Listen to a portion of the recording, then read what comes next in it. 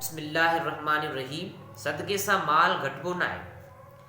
हज़रत अबू हुरैरा रज़ियल्लाहु तआला अन्हु खां रवायत आहे, चई रसूलुल्लाह सल्लल्लाहु अलैहि वसल्लम फरमायो त सदको माल खे नथो घटाए।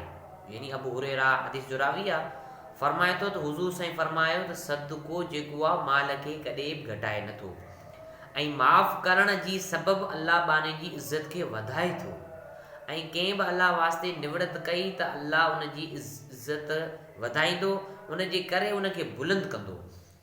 यानी उन जी इज़त वधाईंदो दुनिया में माण्हुनि जे अॻियां, ऐं अल्लाह पाण बि उन जी इज़त वधाईंदो। ख़ुदि अल्लाह पाक इरशाद फरमाए थो, ऐं हुज़ूर साईं फरमाइनि था त जेकॾहिं तव्हां सदको करियो था त उहो सदको जेको तव्हां माल मां जमा करे था, तव्हांजो माल कॾहिं बि घटिबो न आहे।